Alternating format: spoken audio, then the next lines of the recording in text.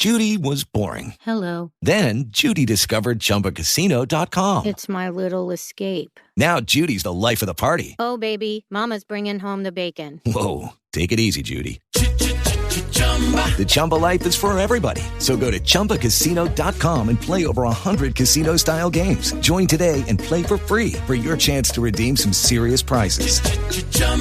ChumbaCasino.com. No purchase necessary. Void where prohibited by law. 18 plus terms and conditions apply. See website for details. Okay, round two. Name something that's not boring. A laundry? Ooh, a book club. Computer solitaire, huh? Ah, sorry, we were looking for Chumba Casino. That's right, ChumbaCasino.com has over 100 casino-style games. Join today and play for free for your chance to redeem some serious prizes. ChumbaCasino.com. No purchase necessary. Void where prohibited by law. 18 plus terms and conditions apply. See website for details. That's great. It starts with an earthquake, birds and snakes, an airplane, and Lenny Bruce is not afraid. Ooh, listen to this. No, wait, wrong podcast. No, this is Once Upon a Time in Springfield. I'm just sitting here on my patio, strumming my guitar. Today, on a very special episode of Better at This, I'm going to play you a song. It's called I Need to Check My Anus for Hemorrhoids, and it's a love song. Here we go.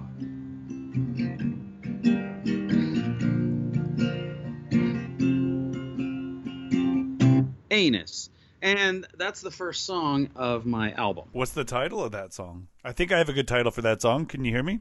I can hear you. And Can You Hear Me is also going to be the name of my follow-up album.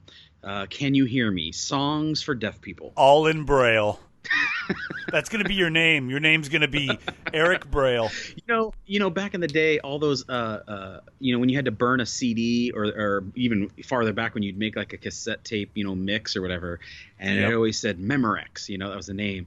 I thought, what if Memorex is just the name of an all-mime band, and we've just been taping over their recordings all these years? Yeah, it could be. Actually, that would be awesome, though. They'd be the most famous band that never got paid. Yeah, I mean, they're like, man, we sell a lot of these albums, but people keep taping over our stuff. I don't get it. What's going on? Memorex sounds like a German... By the way, let's start our vocabulary list for the day. He said cassette. He said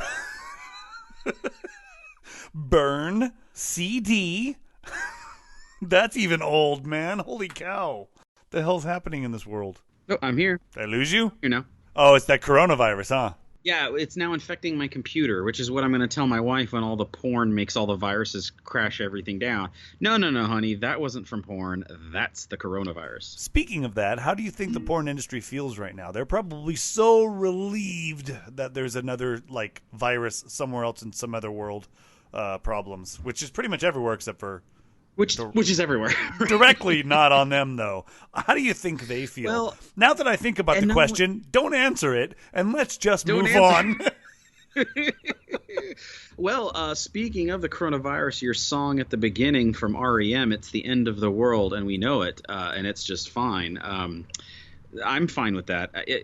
What if, let's just take a what if. What if this is it? What if this is the end times? What if this is the virus that wipes out the planet and all that's left? This becomes the Walking Dead kind of thing where there's a few people who are resilient to the virus and they still make it and everyone else just dies off. All right, well, I'm banking on the fact that I'm going to make it because financially I've made all the wrong decisions over the last few years. So if this doesn't happen, I'm a wreck. But if it does happen... Yeah, you're like actively making the wrong decisions over. At this point, you're like...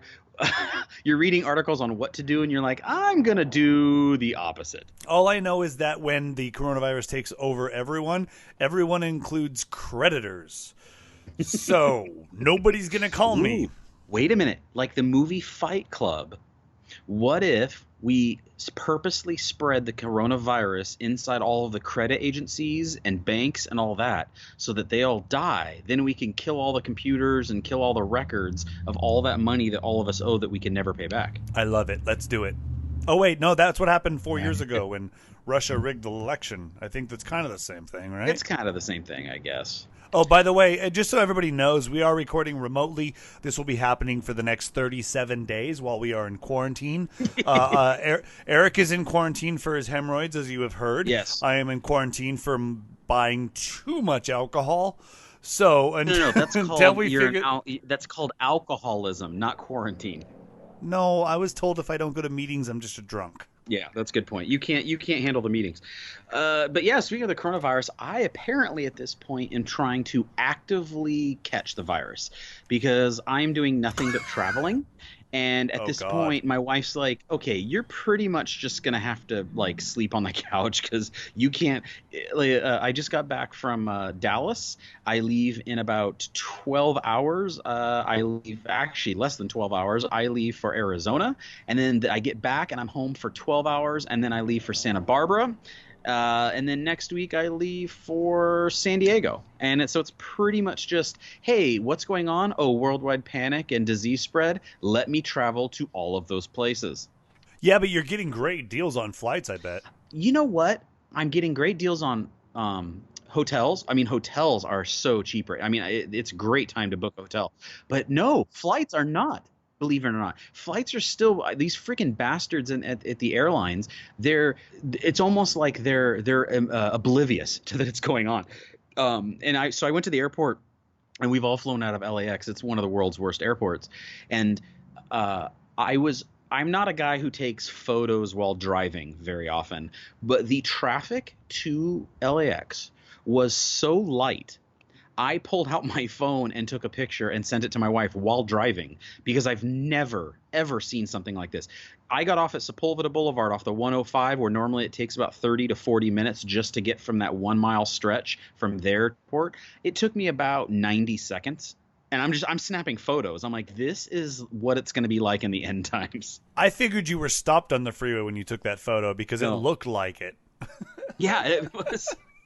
So, but I'm not only traveling, but it's these deserted airports, but the people all around the airports, everyone's freaked out. So everyone's wearing a mask. You see about 2/3 of the people wearing a mask. I'm also a cougher, but not from disease or smoking or anything like that. When I get stressed out or I'm filled with anxiety, I have trouble breathing. My asthma kicks in, and so I start breathing heavier, and then I start coughing. Well, normally it's just kind of an annoyance. It's like, oh, there goes Eric coughing again.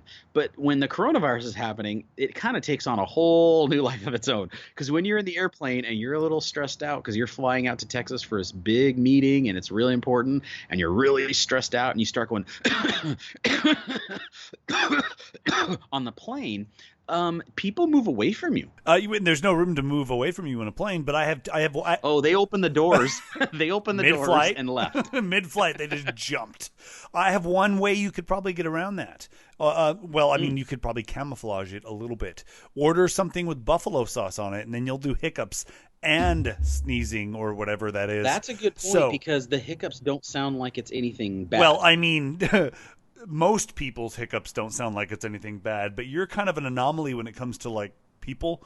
So your hiccups and I'm an anomaly, all right. your hiccups and your hiccups and your cough might turn into like Klingon or something and really scare the shit out of people. So it could work for you, it could work against you. Well, so the other industry that's getting hit really hard is the cruise ship industry. Because if you think about it, every time you're listening to the news, it's always, here's another cruise ship somewhere in the world that's being quarantined, which you could that makes total sense, right? Totally because let's face it, the coronavirus is just essentially a strong flu. Yep. Well, if someone has the flu on a cruise ship, I'm going to go out on a limb and say a lot of people on the cruise ship are going to catch it. So they're giving away cruises right now, everybody. If you're looking for a deal, I saw a Caribbean cruise. It was a 5-day cruise, $149. Yeah, no, I've gotten an email saying you can get free refund up to 48 hours prior, plus you get free booze, free upgrades, free staterooms, free dancing, free everything, free everything that you could pay free for virus. A bunch. Yeah, right? We'll throw in the virus for free. And I guarantee they won't run out of toilet paper. Ooh, that's an excellent point. Okay, explain that one to me. I get running out of hand soap. I get running out of hand sanitizer because people panic, and I get, even though the hand sanitizer is not going to do much, whatever.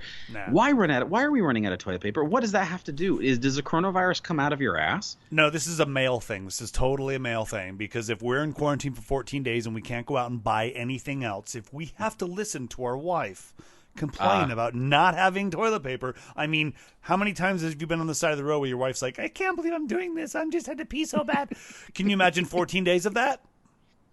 That is an excellent point. If I was smart, my work, we sell a lot of bulk items, and I could have stocked up on toilet paper, but I didn't think it was going to be a big deal. And now I'm kind of wishing I was. And so my dad actually is a buyer for a company that sells a lot of products to businesses. Well, one of those is like soaps and hand sanitizers and stuff. He told me that there is not one drop of hand sanitizer left in the United States, meaning all the stuff you see on the shelves, that's everything. There's no more backstock. That's it. And he was he was making so much money selling it. He bought pallets of rubbing alcohol, pallets of aloe vera, and pallets of just like a scent.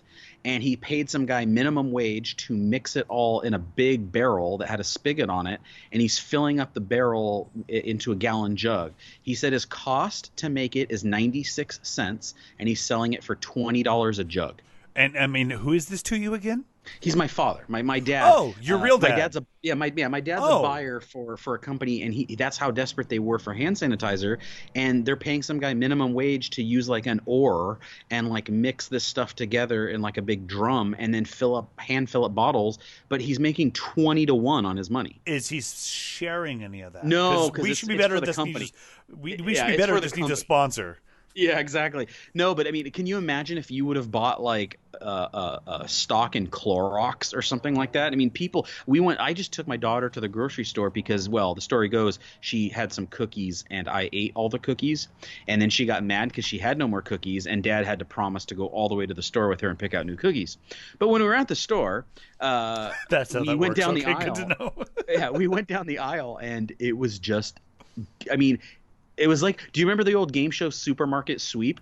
It was like people just walked in and like used their arm and like cleared off the entire soap section. And I'm sitting there going, Jesus, you people, you guys are freaking animals. Like, first of all, it's just a bad flu. Wash your hands, try not to put your hands in your mouth, and keep away from people who are sick, and probably you'll be okay.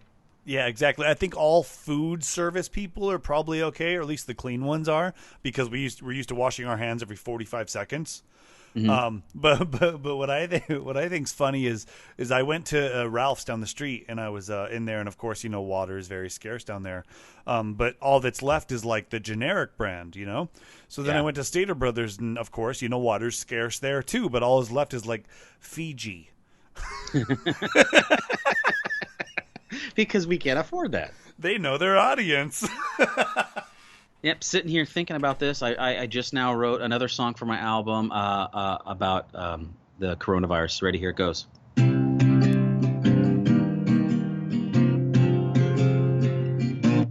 Death. Okay, and that'll be song number 2 on the album.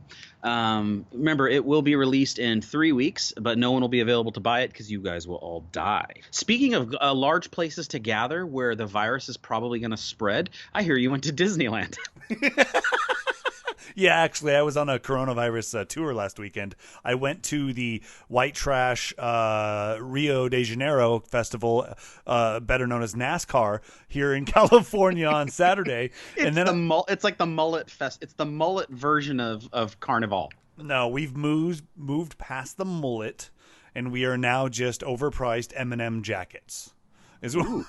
Yeah, there you go. But we went there on Saturday. I took the boy out there because I had to get my fix. It's been a few years since I went out. And then after that, we were lucky enough to get tickets to go to Disneyland, and we got to go on the Rise of the Resistance. But, of course, we walked around the park, and everybody I walked into, I rubbed my hands on their face, and I'm, like, walking up to everyone. I'm like, hey, my name's Corona, come here. And they didn't like that much. So I did that after I rode the Rise of the Resistance. But other than that, it was a fun time. If you ever get a chance to go on this Rise ride before this whole zombie apocalypse happens, do it. And if not, do it after, because there's plenty of room. I was gonna say, just wait till after, and I'll be able to walk right on. How did that little queue system work? I hear that's a little bit of a pain in the ass. It's actually the boarding pass Yeah. thing. Oh yeah, it is a pain in the ass. If you're not in the park 30 minutes after it opens, it's already done. You're not going to get a boarding pass.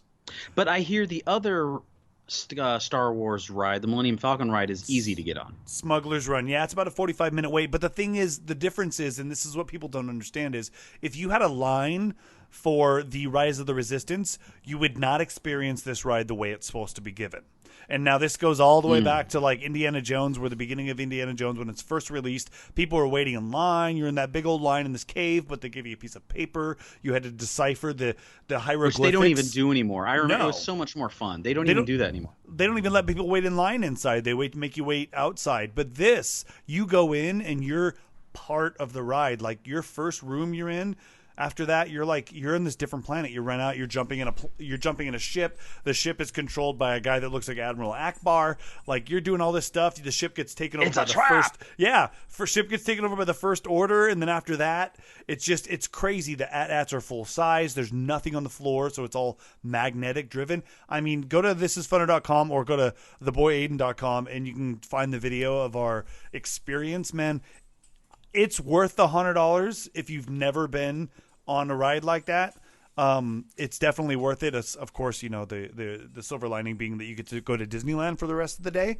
But I definitely recommend, if you're a fan at all, to go do it. And your kids look like so unbelievably stoked. I mean, they look so happy to be there. We did not know Aiden was filming the whole thing. He just left it on and just held it up. It was awesome. You saw the video probably, right? Yeah, totally. Yeah. And I didn't know that Disney would be okay with that, but yeah.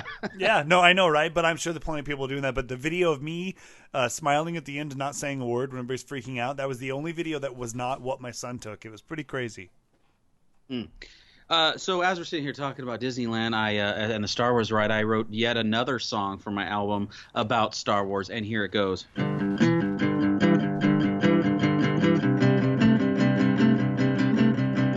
Star Trek. Okay, and so that'll be the third song on the upcoming album. I mean, they do have the proper handshake for the end times. What is it? Live long and prosper. Ah, yes. I've been noticing a lot of people doing the elbow tap, which is also bullshit because I cough into my inside of my elbow, so I'm pretty sure it's probably on the outside too. And it's funny because I'm Italian, and we were talking about how bad it's spreading in Italy, and well, that's because you guys are dirty. Yeah, exactly. And my grandmother said, yeah, of course. Every Italian walks up and does the kiss on each cheek. Of course it's spreading. Like that. Talk about a culture that's just set up to spread the damn virus. Like, hey, we got this deadly virus. Yeah, let's kiss each other on each cheek every time we see each other. Yeah, it's like, hey, I love you so much. Die with me. Mwah, mwah.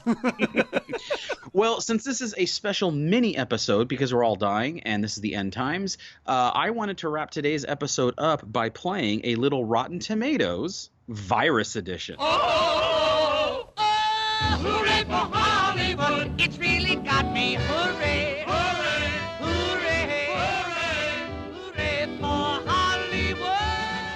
Rotten Tomatoes. Oh, I'm so excited. All right, so here we go. Rotten Tomatoes game. I picked 3 movies for us today, and these movies are all based on viruses going out of control and causing the end times. I figure it's timely.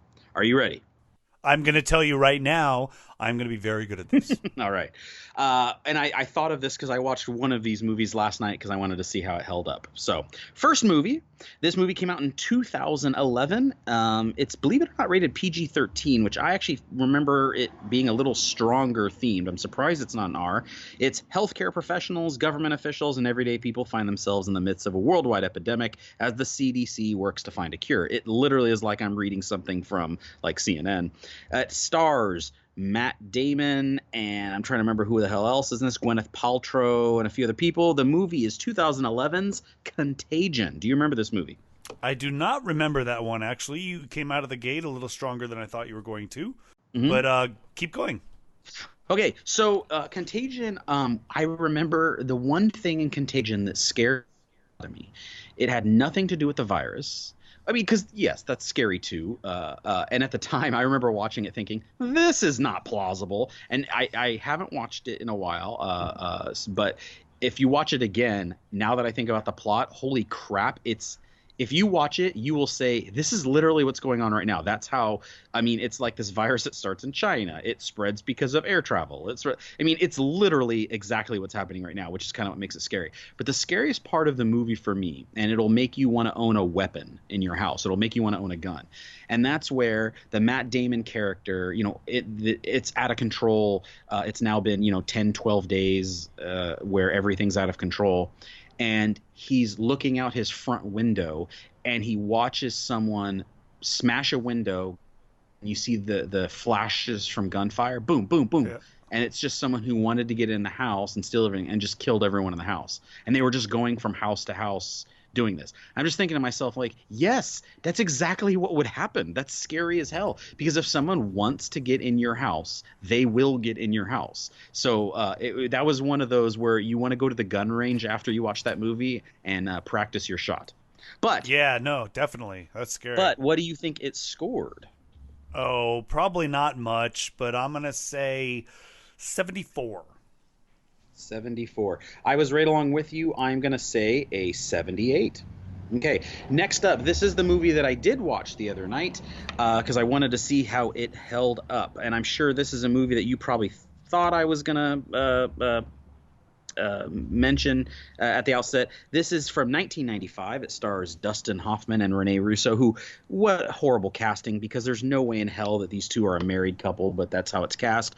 Cuba Gooding Jr., Kevin Spacey, Morgan Freeman, Donald Sutherland. I mean, a hell of a cast. The movie's 1995's Outbreak, and this one, oddly enough, is rated R. And if you watch the two movies back to back, you would say that Contagion is way more intense and worthy of an R than Outbreak. But I guess the 90s versus the 2000s. But it's basically army doctors, and they struggle to find a cure for a deadly virus that's spreading through a California town that was brought to America by someone who was importing monkeys to sell monkeys on the street. And I believe it was the monkey from Friends, if I'm not mistaken, that was in this movie. Really? The spider monkey from Friends was the same monkey that was... Yeah, it's the same monkey from Outbreak. That's hilarious. Okay, so Outbreak I remember very vividly because I did go to the theater to see it. And I remember thinking to myself... Oh, you saw it in theaters? Yeah, I did. Okay. And I remember thinking to myself, this could happen. And this is like the time when I really started getting into movies and stuff. So Rene Russo was on my list and still is, mind you. Yeah. Oh, really? Oh, yeah. Really? But, yeah. She was really hot. Like that 90s was definitely a Rene Russo time. Lethal Weapon 3. Oh yeah.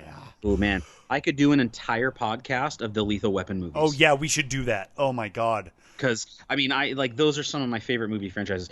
But here's the thing, though: when I rewatched it, and I like I said, I don't know the score, but when I rewatched it, I remember thinking, like I kind of shrugged my shoulders. I was like, I thought at the time when I saw it in theaters as well, I remember thinking, ooh, this movie's good.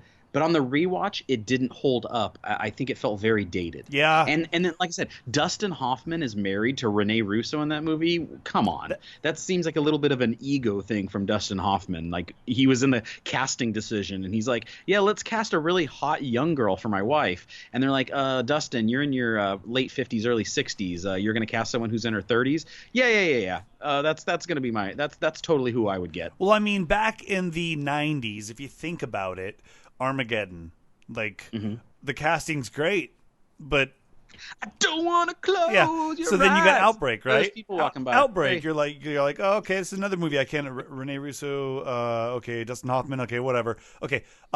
Will Smith punches an alien in 1996. The 90s were a little blurry. Like if you look at music and movies in the 90s. There's not a whole lot of decisions being made rather than going, that's bright and shiny, put that next to that, and that'll be cool. Like, I think that's a perfect description. Bright and shiny. Yeah, that's actually a perfect description of how movies were made and in the 80s it was like, hey, I'm high on cocaine. That sounds good. Let's make that movie. Make it really slow and make it understandable because my brain's on fire right now. And if you were making a movie in this decade, it was, can we have a female protagonist and have the male be the enemy and have it be about women empowerment? Okay, then the movie's greenlit. And can you do me a favor and can you make it only 44 minutes long? Hence the reason we're doing this mini podcast right now, because nobody has attention span past the length of their hair. Well, anyways, okay, so let's, because we got one more to go. What is your score for Outbreak? 87, because this movie was big. 87. See, after rewatching it, I liked it a lot less, and I'm going to say a 60. Okay, final movie. This one, I tried to pick something that's a little bit more extreme. This movie came out in the year 2002. It was directed by Danny Boyle, and it's about 4 weeks after a mysterious and incurable virus spreads through the UK. A handful of survivors try to find sanctuary. This is commonly mistakenly labeled as a zombie movie. It is not a zombie 48 movie. hours later? And it is 2002's 28 Days Later. 28 days later, that's what it is. 28 days, so not the weeks. And I can't even name any of the actors or I actresses can. in this because there was no name. Oh, really? Yeah, there's a lot of named people. Rosario Dawson's in it. Isn't she? Isn't Rosario Really? Dawson in 28 Days Later? Is she in she might be in 28 Weeks Later. 28 Days Later is the original, and it was a small budget one, and it had a bunch of no names. Oh, because I watched this movie, and actually there's one guy in here that's very, very popular. He's from the Harry Potter movies. Brendan Gleeson is in this movie. He's in all the Harry Potter movies, or not all the one. He was the guy with the crazy eye. He was in Cold Mountain. He was in Calvary. He's in a lot of stuff. That guy, if you look him up right now, his name is Brendan Gleeson, Brendan Gleeson. You would recognize this guy. He's been in a ton of stuff. He's the one guy that I do recognize. I think that 28 Days Later was kind of a cult hit because it kind of was a surprise hit. And then when it was such a hit, they decided to make the follow-up 28 Weeks Later. And I think that one they got a bigger budget, bigger stars. But this was the one where I shouldn't call them zombies, but where the infected moved very fast. Yes, very World War Z. Where they were like lightning quick. Yeah, very, very lightning quick, which was such a unique take on the genre. It was scary as hell. I mean, if you rewatch this now, it's pretty damn terrifying, and it seems like once again didn't seem plausible at the time, but now I'm like, oh yeah, I think that could happen. Yeah, no, I think this is the scariest version of zombies. I know we're cutting this short, so I'm going to put it down as a 91 because, like you said, I think they didn't expect it to be as good as it was. I've watched this movie at least 30 times. I know it front to back. I like it. There are people in there that I recognize, but it definitely is one of my favorites. I own the DVD. So here's what I'm actually going to go out on a limb here, and I'm going to take a chance because I'm thinking this is the early. And I love this movie. I think this movie's fantastic, but I'm picking what the critics are going to say. And I think the critics weren't ready for something like that in the early 2000s, so I'm going to say they completely trashed. They gave it like a 50, even though if you were to rewatch it, you would be like, that's actually a really good movie. All right, so let's go through the scores really quick. Contagion. Yep. You guessed a 74, I guessed a 78, so we were pretty close. And we were pretty close to what they had. They had Contagion at an 85. Like I said, it's worth a watch. If you haven't seen it, I would stream it tonight. It's a really good movie to watch. Outbreak. This one I was a hell of a lot closer than you, so I was right. You said 87 and I said a 60. Outbreak is no bueno. It is at a 56, and man, that did not hold up on a rewatch. I liked it so much better when I saw it in theaters. Finally, 28 Days Later, you said a 91, and I thought for sure that the critics wouldn't like it. I was completely wrong, and you were closer. It's an 86. So what a surprise, because this was I looked it up online. This movie had a budget of $15 million. 28 Days Later? And that's nothing. That's nothing for a budget. No, not at all. But they filmed most of it in the back country of England, so it was kind of like there was not a whole lot that you needed to worry about, really.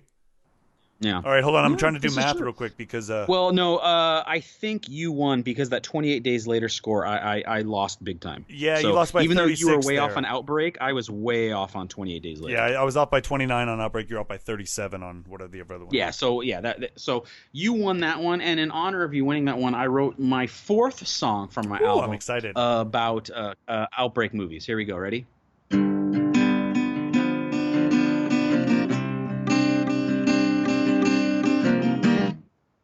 songs, as you can hear, are under 10 seconds long because it is meant for the attention span of the average millennial. You will find me on tour with Guns N' Roses and Kenny G. It's a very odd pairing, I know, but trust us, we will really put together a great show. Yeah, it's called Kenny and Guns. That's going to be the name of the tour with Slash. They can't let Slash stay out of it. Well, that's what the G stands for in Kenny G. It's actually Kenny Guns N' Roses. Yeah, totally. Yeah, and then ... and Eric. Oh wait, hold on. That's really what the tour is. Hold on. It just came in. The tour's canceled. The tour just got canceled. The coronavirus is canceling your tour. It's canceling everything. So please stay in your house for the next 14 days and shit yourself.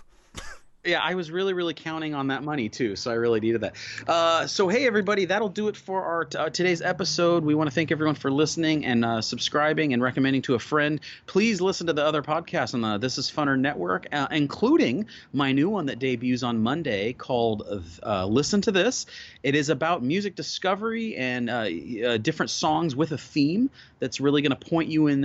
You're really going to see kind of the start of whether it's rock and roll or pop, and you're really going to see kind of the early workings of it, and we all do a theme every episode, so it's a lot of fun. Had a lot of fun putting it together, and that debuts on Monday. Yeah, it's a really good show. Check that out. Also, I have to do a podcast with my daughter called Once Upon a Time in Springfield.